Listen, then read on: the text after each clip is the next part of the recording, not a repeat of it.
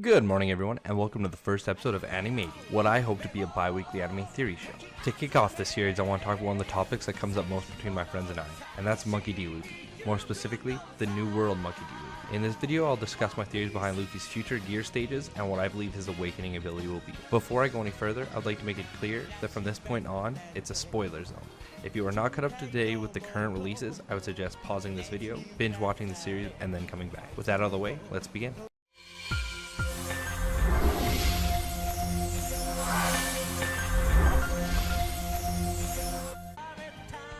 Alright, so let's start off by reviewing what we already know about Luffy.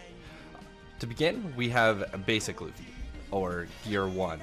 This is Luffy's natural state, and even though it's like his basic form, that in no way means he's weak. Luffy has shown that he is very gifted in all verses of Haki, and has pulled off some unbelievable feats using it.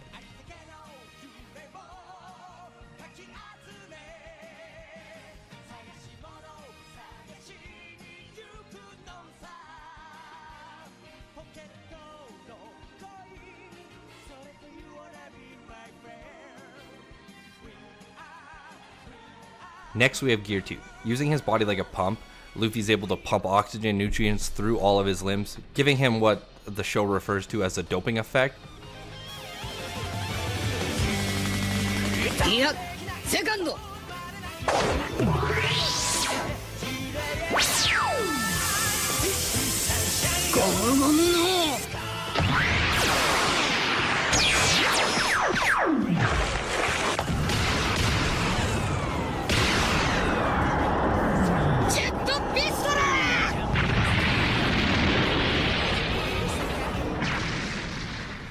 Shortly after Gear 2, we get to see Gear 3.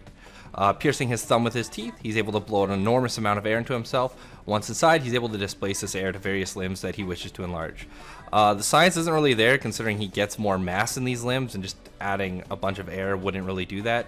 But the show does it, and he gets increased destructive force from these abilities.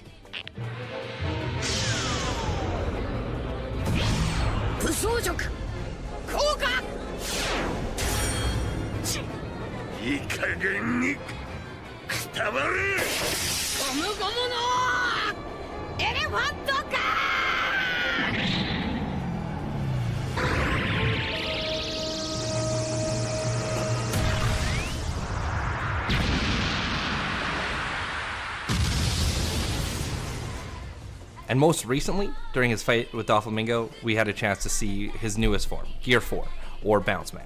Similar to Gear 3, Luffy blows air into his arm, but first he coats himself in armament Haki. This displays the air directly into his muscles, opposed to his entire arm. Once coated, the air remains in his arm and doesn't steam quite as much, and allows his body to work similar to an air compressor. This gives him various new abilities that we've all seen, able to fly, able to launch himself really fast, compact his limbs, and kind of fire it as like a loaded spring.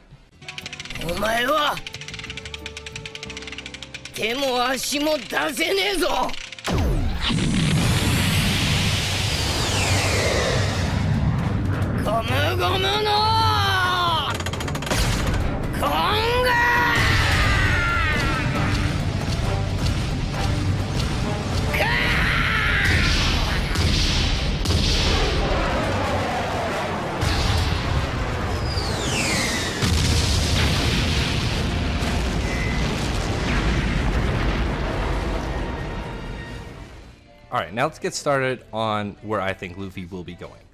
There's a lot of fans out there that believe that Gear 4 will be the conclusion of Luffy's gears. I don't quite think so. Throughout the whole series, he's called his abilities gears. If we look at a standard gear shift on a manual transmission, there's normally 5 gears. Sometimes 6, sometimes 7, but I want to focus on the 5 gears because that's what I believe Luffy will have. So after Gear 4, I believe Luffy already has one more gear up his sleeve. After that, we're going to start seeing him expanding on his abilities with Haki and eventually reaching his awakening, but we'll get more into that later. Let's dive into what I think Gear 5 will be. Alright, with Gear 4, we see Luffy combining the use of Haki with his previous gear.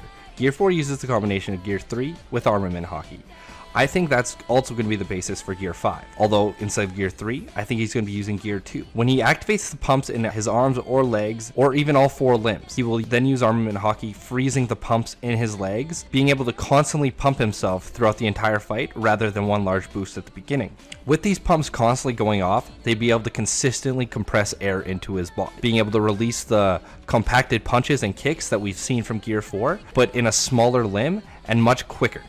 He'd be able to pump his arms and legs in and out very, very fast. I picture a jackhammer when I imagine what Luffy's punches and kicks will be like in this. Keeping the pumps in his arms and legs, this will greatly increase Luffy's speed as it does in Gear 4, but also increase his attacks, both physically and speed-wise. He'll also be able to make the similar compressed spring effect that he does in Gear 4, being able to launch himself and increase his speed even beyond that of Gear 2 and Gear 4. I think a lot of the way he'll fight in this form will be inspired by Bellamy. So with Luffy no longer being this large, easy to hit bounce man, he'll be able to go back to his regular toe-to-toe brawling fighting style. But I think he's going to be able to land a lot more and a lot harder hits. So I think this form is going to be called Strike Man. Since all forms have shown some kind of consequence to using them, I think the deterrent to using this ability is Luffy will lose all rubberness to his body for a lengthy period of time, making himself unable to stretch at any means and completely vulnerable to attacks that would be negated by his body. Now on to my awakening theory. I'm actually going to build on one of the fan favorite theories behind Luffy, and it's one that I think is the direction Oda's actually taking. And that is that Luffy is kind of taking the road of Sun Wukong. If you already haven't heard, there's numerous speculation that various members of the Straw Hats are already represented by deities and mythical figures. Those being Zoro representing Azura, Sanji representing the devil himself, and then Luffy representing Sun Wukong, the Monkey King. Now before you jump down to the comment section shooting down this theory, let me put some points out there to argue on behalf of the theory that numerous anime theorists have come up with. To start, I want to talk about Haki. We'll use Rayleigh's explanation to Luffy. And that is, Haki is the power that lies dormant in all world's creatures: presence, fighting spirit, and intimidation. We know that Haki is placed into 3 categories: Kenboshoku, the ability to sense or predict; Boshoku, the ability to use your life to empower and harden; and finally, Hoshoku, the Conqueror's Haki, the ability to overpower the will of enemies. Before we're even close to the time skip, I feel that there have been several times where we have witnessed Haki, but been unaware of it. 2 large examples that I feel are grossly overlooked is Zoro when he uses his Demon Strike Azura. When doing so, Zoro appears to have 3 heads and 6 arms, a lot like the god itself. And we know it's not simply an effect made to make the fight look better, as Kaku clearly points out the fact that he sees the demon and suggests that his spirit alone is creating the illusion.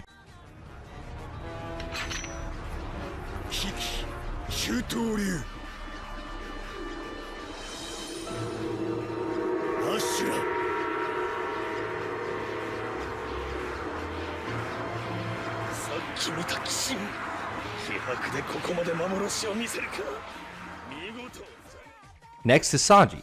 Between Diable Jamble, Dabble literally translating to devil, and the many times that he surrounds himself in fire. And again, we know that the fire is not just for show, as Chopper has commented on his body actually exploding and his abilities taking on the element of fire.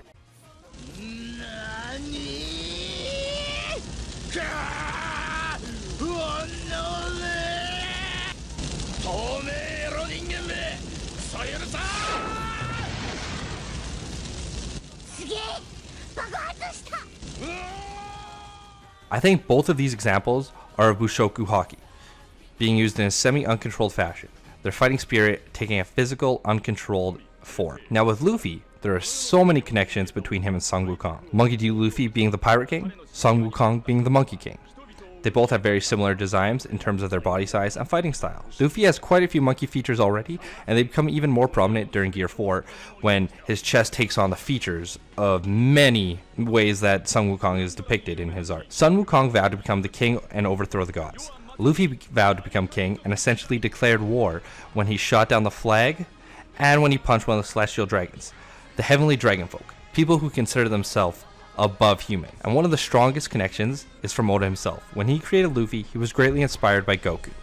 And Goku has been stated to be inspired directly from Wukong, sharing many features. Anyways, moving on to my main theory behind Luffy's awakening.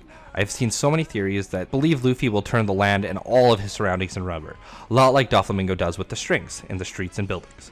I, however, don't think this fits with Luffy's fighting style whatsoever and would overall not be very interesting to watch. I rather think Luffy would enter an awakened stage, similar to his gears, but more using Haki rather than his ability. His legs and arms will become much longer, and then completely hardened. The Haki will extend up from his legs and his arms and create more tribal designs along his body, giving him more of the Monkey King sense. Where the awakening will come in, I feel like he'll already have some kind of polearm weapon, or he'll use one of his surroundings. He'll coat this, or either create it out of Haki itself, and then that's what his rubber ability will be transferred into. The polearm itself will become rubber, and stretch and bend to Luffy's will, a lot like Sun Wukong's Ryujing Bang stretches and bends to his will. I feel like this form will tie everything Luffy has become, from the beginning to the end. We see him, his brothers, fighting with poles at the very beginning. Why not conclude that in the end with Luffy having a weapon? A guy who very rarely uses weapons because he hasn't found one that matches him or his fighting style.